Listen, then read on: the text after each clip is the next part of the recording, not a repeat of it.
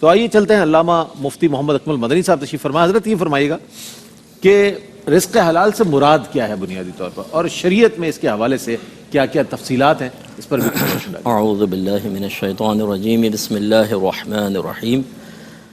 رزق کی مختلف علماء نے مختلف تعریفیں کی ہیں، جو مطلب عوامی ذہن کے اعتبار سے زیادہ مناسب محسوس ہوئی، وہ یہی ہے کہ جس پر انسان کا کسی جاندار کا وجود موقوف ہو اس کو رزق کہتے ہیں.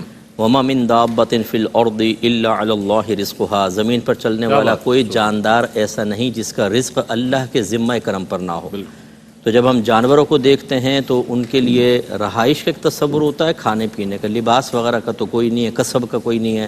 یعنی اس اعتبار سے کہ وہ کما کے جمع کر رہے ہوں، وہاں وہ جاتے ہیں، رزق تلاش کرتے ہیں اور اللہ ان کو عطا فرماتا ہے. تو اس اعتبار سے کھانے پینے کی اشیاء پر وہ چیز جو ہمارے وجود کو قائم رکھے اس کے اوپر رزق کا اطلاق ہوتا ہے.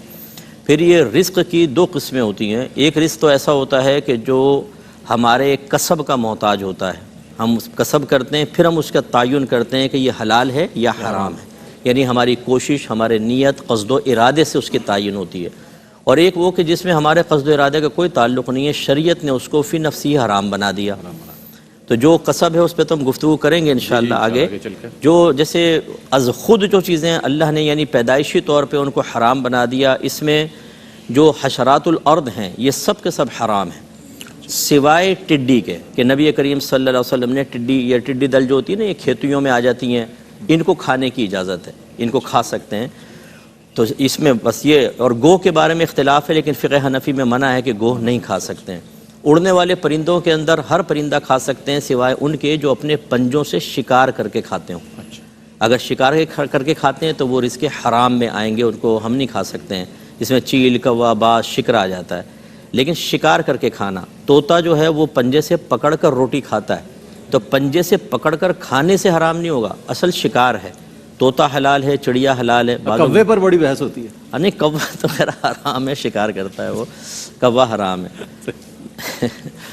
اچھا، تیسری چیز جو ہوتی ہے وہ سمندری جانور. اس میں فقہ حنفی میں صرف مچھلی جائز ہے، اور مچھلی اسے کہتے ہیں کہ جس کو عرف عام میں مچھلی کہا جاتا ہو یا مچھیرے اس کو مچھلی قرار دیتے ہوں، وہ مچھلی ہے، ٹھیک ہے نا. تو وہ حلال ہے. باقی تمام جو سی فوڈ ہے وہ ہمارے فقہ حنفی میں منع ہوتا ہے. زمین پہ چلنے والے جانوروں کے اندر ہر وہ جانور منع ہے جس کے کیلے ہوتے ہیں لمبے اور وہ شکار کرتا ہے پنجوں سے، اور کیلے اس کے ہوتے ہیں، یہ سب حرام ہے. اونٹ کے کیلے ہوتے ہیں، اگر نہیں دیکھا ہو تو کوئی دیکھ لے، لمبے لمبے کیلے ہوتے ہیں، لیکن وہ پنجے سے شکار وکار نہیں کرتا، اس لیے طیب حلال رکھا اس کو شریعت نے. تو یہ تمام جانور، یہ بنیادی اصول ہیں.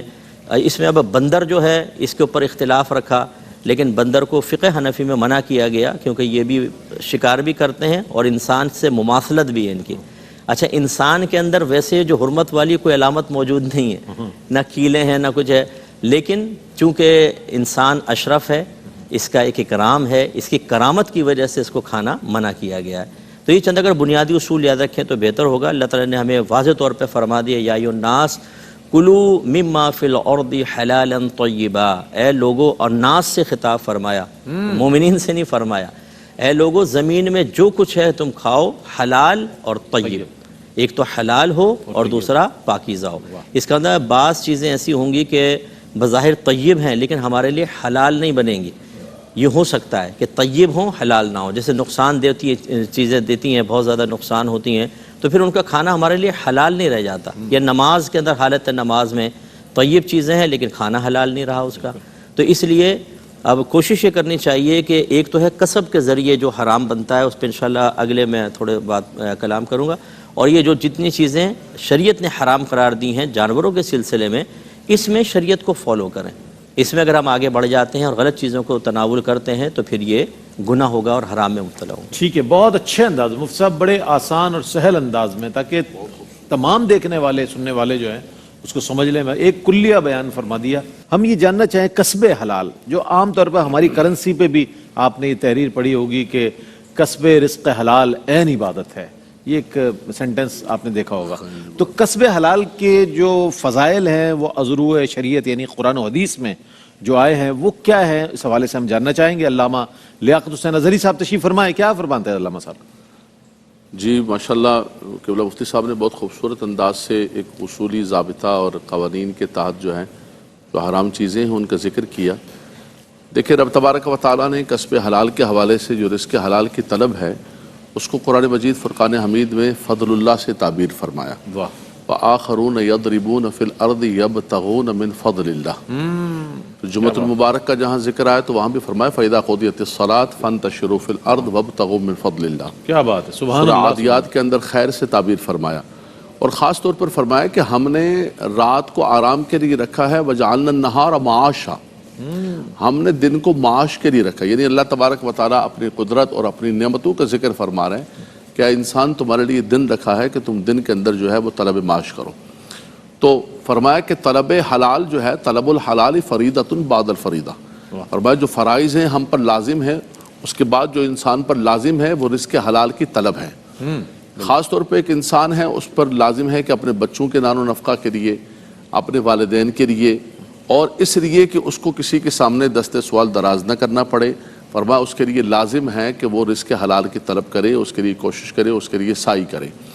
مفتی صاحب نے جیسے آیت کریمہ پڑھی وہاں مطلق انسانیت کو فرمایا, دوسرے مقام پر فرمایا یا ایھا الذین آمنوا کلوا من طیبات ما رزقناکم واشکروا للہ. اور تیسرے مقام پر یا ایھا الرسول فرمایا, رسولوں کو بھی وہی حکم دیا ساری انسانیت کو اور ایمان والوں کو کہ رزق حلال کی کوشش کرو اور رزق حلال کے لیے جد و جہد کرو. فجر کی نماز کے بعد صحابہ کرام کھڑے ہیں, ایک شخص بڑی تیزی کے ساتھ جا رہا تھا. تو صحابہ کرام نے عرض کی یا رسول اللہ اس کی یہ تیزی یہ جد و جہد کتنا اچھا ہوتا کہ اللہ کے راستے میں ہوتی. اللہ کے نبی صلی اللہ علیہ وسلم نے فرمایا کہ یہ بازار کی طرف جا رہا ہے رزق حلال کی طلب کے لیے, اس لیے کہ اپنے بچوں کے نان و نفقہ کو پورا کرے, اپنے والدین کی خدمت کرے اور کسی کے سامنے اس کو سوال نہ کرنا پڑے. فرمایا کہ یہ اللہ کے راستے میں, اللہ اس کے جو اٹھے ہوئے قدم ہیں یہ رب تبارک و تعالیٰ کے راستے کے اندر ہیں. پھر ان لوگوں کے بارے میں کہ جو رزق حلال شریعت کے اصولوں کے مطابق کرتے ہیں, حلال و حرام کی تمیز کرتے ہیں, قسمیں نہیں کھاتے ہیں. فرمایا کہ قسم تو بالکل مت کھایا کرو, مال نکل جاتا ہے لیکن برکت ختم ہو جاتی ہے. اور فرمایا کہ جھوٹی قسم نہیں کھاتے, حلال. فرمایا وہ تاجر وہ انبیاء کرام اور شہداء کرام اور صالحین کے ساتھ ہوں گے. فرمایا کہ ان کو ان کے ساتھ میدان معاشر کے اندر صدیقین کے ساتھ رکھا جائے گا جو تجار ہیں اور جو صالحین ہیں.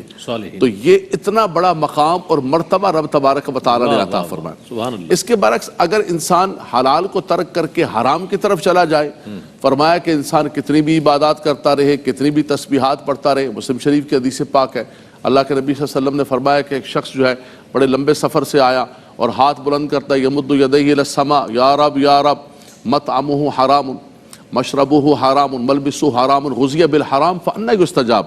فرمایا کہ اس کا سارا کھانا پینا لباس ہر چیز حرام کی ہے, اور پھر وہ اللہ کی بارگاہ, ہم ایک جملہ کہتے ہیں نا کہ یار پتہ نہیں کیا ہو گیا میری دعائیں قبول نہیں ہو رہی, ہوں تو میں بڑا پارسا ہوں, بہت اچھا ہوں, لیکن پتہ نہیں کیا ہو گیا میری دعائیں قبول نہیں ہو رہی. ہم سب سے پہلے یہ تو دیکھیں کہ ہمارا جو جسم گروتھ کر رہا ہے, ہمارا جو جسم پل رہا ہے, ہم جو کھا رہے ہیں پی رہے ہیں, فرمایا وہ حلال ہے یا نہیں ہے. تسبیحات کی گنتی کرنے سے یا رکعتوں کی گنتی کرنے سے رب تبارک و تعالیٰ کو نہیں, رب تبارک و تعالیٰ کے ہاں کوالٹی دیکھی جاتی ہے کہ تم کتنا صاف ستھرا. اور سب سے بڑھ کر حضرت عبداللہ بن عمر فرماتے ہیں کہ ایک شخص نے کپڑا پہنا ہوا ہے وہ 10 درہم کا ہے, اس میں 9 درہم حلال کا ہے, 1 درہم حرام کا ہے. فرمایا جب تک وہ کپڑا پہنا ہوا ہے اس کی نماز قبول نہیں ہے, اس کی عبادات کو. مشکاہ شریف کی حدیث سے بات.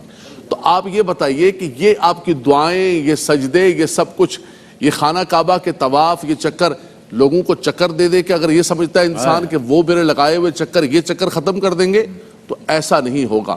فرمایا رب تبارک و تعالیٰ طیب ہے, وہ طیب کو پسند کرتا ہے. اس کی بارگاہ کے اندر تمہیں پیش کرنا ہے تو طیب و حلال کماؤ اور طیب و حلال پیش کرو کہ رب تبارک و تعالیٰ قبول و منظور. کیا بات ہے, سبحان اللہ سبحان اللہ. کیا کہنا ہے. اچھا, کسب حلال کے جو دنیاوی اور اخروی فوائد ہیں وہ بھی اگر ہمارے سامنے رہیں اس موضوع سے متعلق تو بہت سی چیزیں ہمارے سامنے آ جائیں گی کہ آیا ہمیں کتنی زیادہ کوشش کرنی چاہیے کسب حلال کے حوالے سے. علامہ حافظ اویس صاحب کیا فرمائے گا اس حوالے سے؟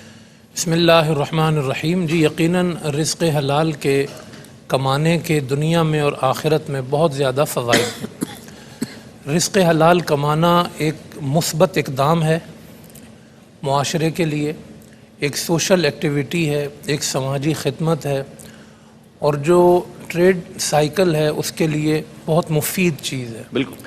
ایک مزدور سے لے کے ایک بڑے تاجر تک جب اپنا اپنا حصہ تمام لوگ رزق حلال اور جائز طریقے سے معاشرے میں ادا کرتے ہیں تو پورے معاشرے کی بنیاد اس پر قائم ہوتی ہے، واہ، اور اسی کے ذریعے جو ہے وہ یہ جذبہ پیدا ہوتا ہے کہ معاشرے کے اندر جو ہے وہ جو ضرورت مند طبقے ہیں، جو مستحق طبقے ہیں، پھر ان تک وہ اپنے مال کو پہنچاتے ہیں، ان کی مدد کرتے ہیں۔ اس کی بنسبت اس کے مقابل اگر ہم دیکھیں کہ جس معاشرے میں لالچ ہو، رشوت ہو، حرام خوری ہو، تو اس معاشرے میں پھر یہ برکات ظاہر نہیں ہوتی، وہاں پر پھر جو غریب ہے وہ اور زیادہ غریب ہوتا چلا جاتا ہے، وہ اور زیادہ پستا چلا جاتا ہے، بالکل، اس کے خون پسینے کی کوئی اہمیت باقی نہیں رہتی ہے۔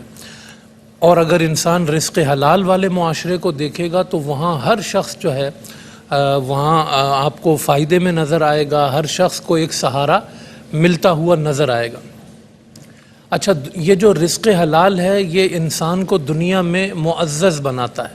واہ، آپ کہیں گے کس کی نظر میں؟ تو میں کہوں گا اللہ کی نظر میں۔ سبحان اللہ۔ اب مسئلہ یہ ہے ہمارے ہاں کہ یہ بڑے بڑے جو راشی ہیں، سود خور ہیں، حرام کمانے والے ہیں، انہوں نے معاشرے میں جو ہے نا اپنی عزت کا ایک جو جھوٹا پرچم ہے وہ بلند کیا ہوا ہے، اور جو کمانے والا ہے اپنے ہاتھ سے، جو مزدوری کرنے والا ہے، اس کی معاشرے میں تحقیر کی ہوئی ہے کہ اس کا کوئی مقام، حالانکہ اللہ کے ہاں وہ ذلیل ہے اور یہ عزیز ہے، اس کی عزت ہے جو رزق حلال کما رہا ہے۔ تو یہ رزق حلال کمانا انسان کو معزز بناتا ہے، اللہ کی نظر میں بھی، صالحین کی نظر میں بھی، فرشتوں کی نظر میں بھی۔ اچھا، قرآن کریم کی جو آیات علماء کرام نے بڑی خوبصورتی سے تلاوت کی، رزق حلال سے جنریٹ کیا ہوتا ہے، فائدہ کیا ملتا ہے، آپ دیکھیں گے کہ جہاں بھی اللہ نے حلال کھانے کا قرآن میں حکم دیا ہے اس کا کوئی نتیجہ ضرور بتایا۔ ایک جگہ پہ فرمایا کہ کلوا مما رزقکم اللہ حلالا طیبا ولا تتبعوا خطوات الشیطان۔ تو مفسرین کہتے ہیں کہ رزق حلال کھانے سے شیطان کے قدموں کے پیچھے چلنے سے انسان بچ جاتا ہے۔ دوسری جگہ پہ فرمایا کہ جب آپ رزق حلال کی بات کرتے ہیں تو فرمایا یا ایھا الرسل کلوا من الطیبات واعملوا صالحا، کہ آپ رزق حلال کھائیں اور جنریٹ کیا ہوگا، نیک عمل کرتے چلے جائیں۔ واہ واہ۔ تیسری جگہ پہ کیا فرمایا، کہا وَاشْكُرُوا لِلَّهِ إِن كُنتُمْ إِيَّاهُ تَعْبُدُونَ، جب آپ رزق حلال کھائیں گے تو آپ شکر کرنے والے بن جائیں گے۔ تو رزق حلال کا فائدہ دنیا میں شکر کی صورت میں، نیک عمل کی صورت میں یہ ظاہر ہوتا ہے، اور جب نیک عمل آ جائے تو من عمل صالحا من ذکر او انثی وہو مؤمن فلنحینہ حیاتا طیبہ، کہ جو نیک عمل کرنے والا ہوتا ہے نا، جس کی بنیاد رزق حلال ہے، اس کو اللہ حیات طیبہ عطا فرما دیتا ہے۔ اور آخرت میں، بلکہ میں ایک چیز اور بھی ذکر کروں گا کہ رزق حلال سے دنیا میں گناہ بخشے جاتے ہیں۔ 9 حصے جو ہے نا فائدہ وہ رزق حلال کا ہے، ایک حصے کا باقی چیزوں کا اثر ہوتا ہے۔ صحیح حدیث ہے سیاہ ستہ کی، حضور نے فرمایا کہ بہت سارے گناہ ایسے ہیں جو نہ نمازوں سے بخشے جاتے ہیں، نہ روزوں سے بخشے جاتے ہیں، نہ کسی اور چیز سے سوائے رزق حلال کے۔ وہ گناہ رزق حلال سے بخشے جاتے ہیں۔ اور ایک حدیث قدسی ہے کہ آپ صلی اللہ علیہ وسلم نے فرمایا کہ تمہارا رب کہتا ہے، اب یہ آخرت کو اگر ہم دیکھیں، تمہارا رب یہ کہتا ہے کہ رزق حلال کھانے والے کا میں حساب لوں، مجھے اس سے حیا آتی ہے۔ قیامت کے دن اس کی اتنی عزت ہوگی رزق حلال کھانے والے کی کہ یہ اللہ کی نظر میں بڑا معزز ہوگا وہاں پر۔ اور پھر آپ دیکھیں کہ قیامت کا جو منظر ہوگا، حضور فرماتے ہیں اس وقت تک بندہ رحمان کے سامنے سے ہل نہیں سکے گا جب تک یہ نہ بتائے کہ رزق کمایا کہاں سے تھا اور رزق خرچ کہاں کیا تھا۔ تو آخرت میں تو پکڑ اسی بات کی ہوگی کہ بھائی کہاں سے کمایا اور کہاں سے خرچ کیا۔ اور پھر رزق حلال کمانے والے قیامت کے دن جو ہے وہ جیسے ابھی ذکر کیا گیا کہ نبیوں کی جو صف ہے، یعنی آپ اندازہ تو کریں، ظاہر ہے کہ جہاں نبی ہوں گے وہاں ان کے غلام بھی تو کچھ خاص ملازم بھی تو ہوں گے نا، خاص غلام بھی تو ہوں گے نا۔ آپ اس کانسیپٹ کو اگر دیکھیں، قیامت کے دن جن لوگوں کو نبیوں کی خاص غلامی نصیب ہوگی وہ نیک تاجر ہیں جو رزق حلال کماتے ہیں، ان کو اللہ نبیوں کے ساتھ رکھے گا۔ اس سے بڑی میں کہتا ہوں کوئی عزت نہیں ہے کہ دنیا میں اس نے حلال کمایا اور آخرت میں اس کو محمد عربی کا ساتھ جو ہے وہ ٹھکانہ نصیب ہو گیا، یہ بڑی سعادت کی بات ہے۔ سبحان اللہ، سبحان اللہ، سبحان اللہ، کیا کہنے، کیا کہنے۔